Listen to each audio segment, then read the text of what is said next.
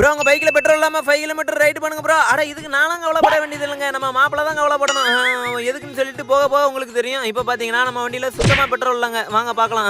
உள்ள பாத்தீங்கன்னா பேர் பார்ட்ஸ் எல்லாம் காயெல்லாம் கடைக்கு போடுற மாதிரி எல்லாம் இருக்கும், அதெல்லாம் பார்த்து அட்ஜஸ்ட் பண்ணிக்கோங்க. சரிப்பா ரைட் ஆரம்பிச்சிட வேண்டியதான் சொல்லிட்டு நானும் மாப்பிளையும் ஸ்டார்ட் பண்ணிட்டேன். எப்படி நான் அப்பவே சொன்னல எனக்கு கவலை இல்ல, மாப்பிளைக்கு தான் கவலை அப்படின்னு சொல்லிட்டு அவனை தான் தள்ள விட்டுட்டேன். மாப்பிள்ள ஓட்டுறா ஓட்டுறா அச்சு ஓட்டுறா அப்படின்னு சொல்லிட்டு அப்படியே மெயின் ரோட்ல இருந்து தள்ளிட்டு வந்துட்டாப்பா. ஒரு வழியா பாத்தீங்கன்னா கிட்டத்தட்ட ஒரு 1.5 கிலோமீட்டர் வந்தாச்சுப்பா. நம்ம மாப்பிளை தான் பாராட்டணும், நல்ல ஸ்டீல் பாடி பாத்தீங்களா இப்படி வேற லெவல்ல தள்ளிட்டு வரானா அப்படின்னு சொல்லி கொஞ்ச நேரம் தான் பொறுமையா பேசினா. அப்படியே வண்டியை பிடிச்சி நிப்பாட்டிட்டான். யோ கீழே இறங்கியா அப்படின்னு சொல்லிட்டான். அடே மாப்பிள்ள 2 கிலோமீட்டர் வந்தாச்சு, இன்னும் கொஞ்சம் தாண்டா தள்ளிரு அப்படின்னு சொன்னா. யோ கீழே இறங்கியா, இனிமே நான் தான் உட்காரன்னு சொல்லிட்டு சட்டையை பிடிச்சிட்டான். ஓ அந்த அளவுக்கு வந்துருச்சா அப்படின்னு சொல்லிட்டு சரிப்பா இதுக்கு மேல இருந்தா ஏதாட்டு ஃபைட் ஆயிரும். ஆனா அநேகமா நாளைக்கு கேமராமேனை மாத்திர வேண்டியதான் நினைக்கிறேன். பயவுல என்னைய பைக்கு தள்ள வச்சுட்டு இருற அவனை காவால கவுத்தி விடுறேன்னு சொல்லிட்டு ஒரு காவால கவுத்து விட்டப்பான். ஆனா அங்கேயும் பழச்சிட்டான். அதுக்கப்புறம் பாத்தீங்கன்னா கிட்டத்தட்ட இருட்டியே போச்சு. அவனதான்ப்பா ஒரு வழியா வந்தாச்சு. இப்போ 5 கிலோமீட்டர் தள்ளிட்டு வந்தாச்சான்னு கூகுள் மேப் செக் பண்ணி பார்த்தா ஒரு ஆர்வத்துல 8 கிலோமீட்டர் வரை தள்ளிட்டு வந்திருக்கான்.